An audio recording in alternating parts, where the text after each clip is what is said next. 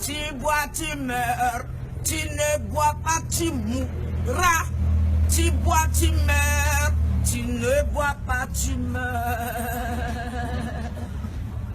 Je préfère boire et mourir après. Je préfère boire et mourir après.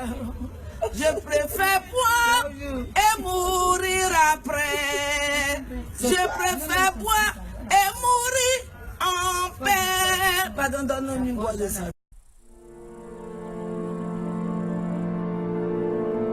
Cette chanson peut faire rire, mais elle révèle en réalité une manière relativiste de comprendre la vie. Cela reflète la conception que la vie se termine ici-bas. Il n'y a pas d'espoir de vivre après la mort. Contrairement à cette idéologie de la vie, en ce 32e dimanche du temps ordinaire, Jésus nous invite à savoir qu'il existe la résurrection des morts, la vie après la vie, une vie transformée en Dieu qui n'est pas un Dieu de mort, mais un Dieu de vivant. Tous, en effet, vivent pour lui. C'est la première vérité à connaître avant la mort. Savoir qu'il y a la vie après la vie, que la résurrection existe.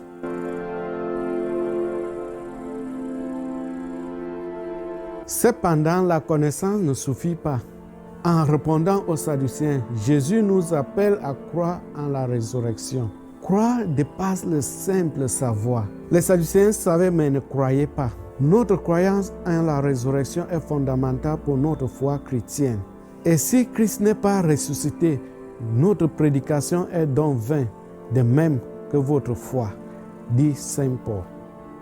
Jésus veut nous révéler la véritable image de Dieu, qui est amour, et nous introduit dans la nouvelle vie avec lui, une vie transformée dans laquelle nous serons semblables aux anges, enfants de la résurrection, enfants de Dieu. Voilà donc la deuxième vérité, croire en la résurrection.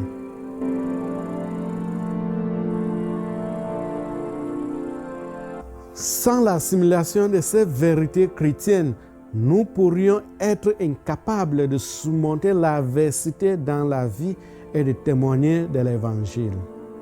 Nous sommes donc appelés à témoigner de cette nouvelle vie en Christ Jésus à tout moment et à toute circonstance, comme le dit Saint Pierre. Sois prêt à défendre l'espérance en toi quand on te le demandera. Notre espérance avec Dieu détermine notre volonté de témoigner pour lui, même au dernier moment de notre vie, comme les 7 frères du livre de Maccabée. Ce n'est que par la foi et notre conviction personnelle en la vie après la mort que nous pouvons donner un sens à notre vie sur terre et vivre en conséquence. Pour résister à tout ce qui peut contrecarrer notre foi, nous avons besoin de prières constantes et de la détermination en Christ.